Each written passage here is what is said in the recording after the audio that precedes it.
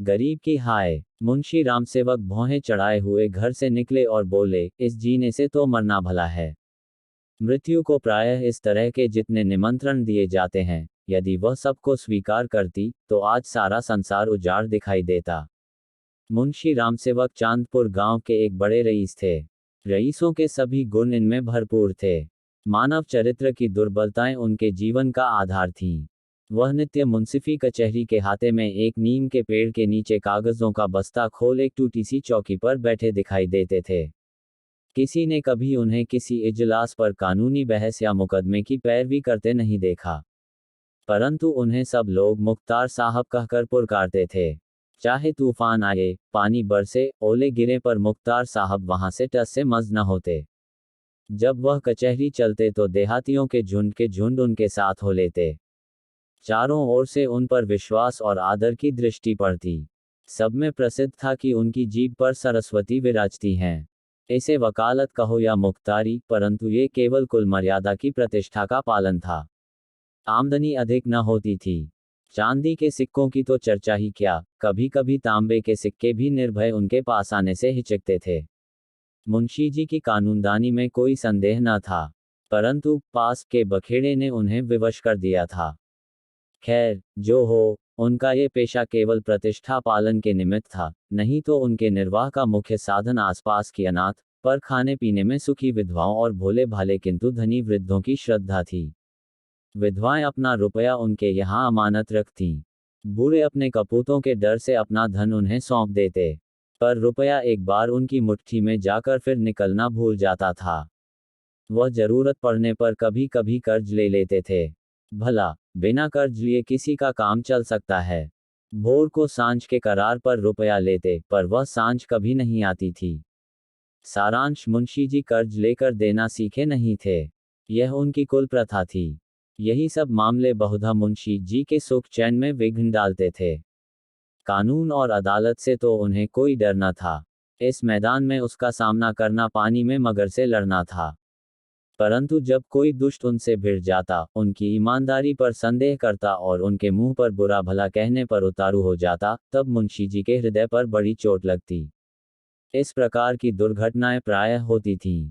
हर जगह ऐसे ओछे लोग रहते हैं, जिन्हें दूसरों को नीचा दिखाने में ही आनंद आता है। ऐसे लोगों का सहारा पाकर कभी कभी छोटे आदमी मुंशी जी के मुंह लग जाते थे। नहीं तो एक कुजड़िन की इतनी मजाल नहीं थी कि आंगन में जाकर उन्हें बुरा भला कहे। मुंशी जी उसके पुराने गाहक थे, बरसों तक उससे साग भाजी ली थी। यदि दाम न दिया जाए तो कुजड़िन को संतोष करना चाहिए था। दाम जल्दी या देर से मिल ही जाते, परंतु वह मुंहफट कुजड़िन 2 ही बरसों में घबरा गई, और उसने कुछ आने पैसों के लिए एक प्रतिष्ठित आदमी का पानी उतार लिया। झुंझलाकर मुंशी जी अपने को मृत्यु का कलेवा बनाने पर उतारू हो गए, तो इसमें उनका कुछ दोष न था। इसी गांव में मूंगा नाम की एक विधवा ब्राह्मणी रहती थी।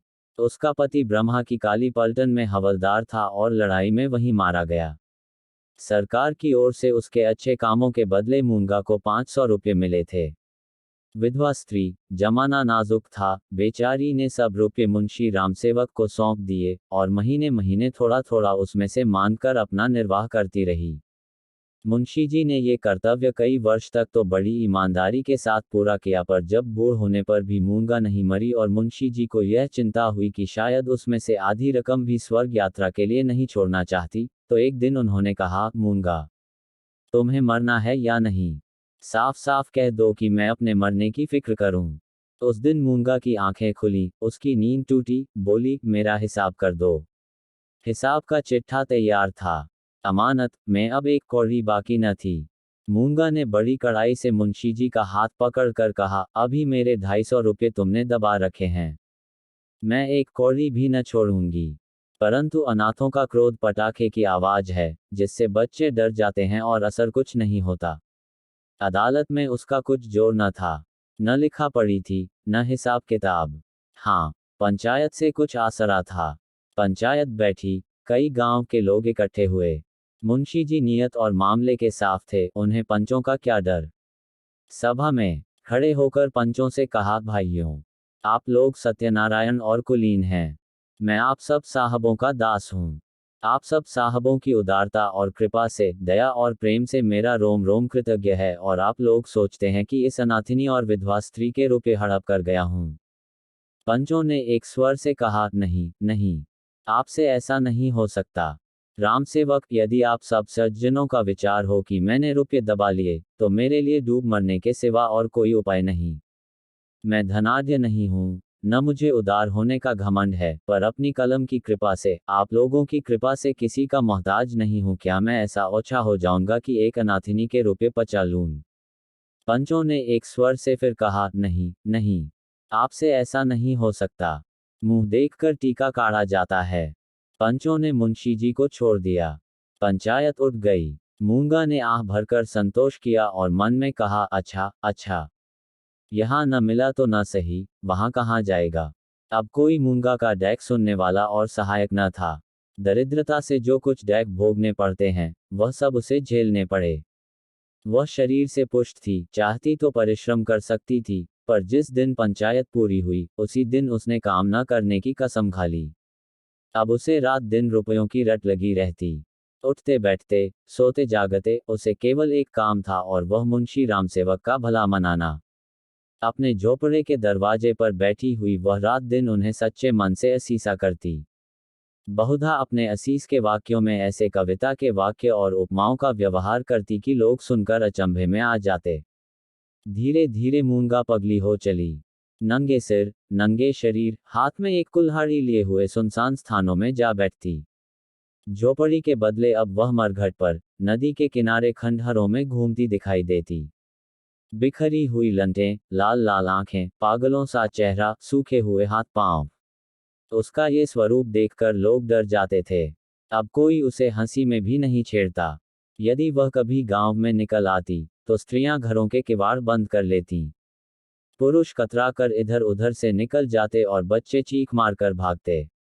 यदि कोई लड़का भागता न था, तो वह मुंशी रामसेवक का सुपुत्र रामगुलाम था। बाप में जो कुछ कोर कसर रह गई थी, वह बेटे में पूरी हो गई थी। लड़कों का उसके मारे नाक में दम था। गांव के काने लंगड़े आदमी उसकी सूरत से चिढ़ते थे, और गालियां खाने में तो शायद ससुराल में आने वाले दामाद को भी इतना आनंद न आता हो। वह मूंगा के पीछे तालियां बजाता, कुत्तों को साथ लिए हुए उस समय तक रहता, जब तक वह बेचारी तंग आकर गांव से निकल न जाती। रुपया पैसा, होश हवास खोकर उसे पगली की पदवी मिली, और अब वह सचमुच पगली थी। अकेली बैठी अपने आप घंटों बातें किया करती, जिसमें रामसेवक के मांस, हड्डी, चमड़े, आंखें, कलेजा आदि को खाने, मसलने, नोचने, खसोटने की बड़ी उत्कट इच्छा प्रकट की जाती थी, और जब उसकी यह इच्छा सीमा तक पहुंच जाती, तो वह रामसेवक के घर की ओर मुंह करके खूब चिल्लाकर और डरावने शब्दों में हांक लगाती, तेरा लोहू पीऊंगी। प्रायः रात के सन्नाटे में ये गरजती हुई आवाज सुनकर स्त्रियां चौंक पड़ती थीं। परंतु इस आवाज से भयानक उसका ठठाकर हंसना था। मुंशी जी के लहू पीने की कल्पित खुशी में वह जोर से हंसा करती थी। इस ठठाने से ऐसी आसुरिक उद्दंडता, ऐसी पाश्विक उग्रता टपकती थी कि रात को सुनकर लोगों का खून ठंडा हो जाता था। मालूम होता,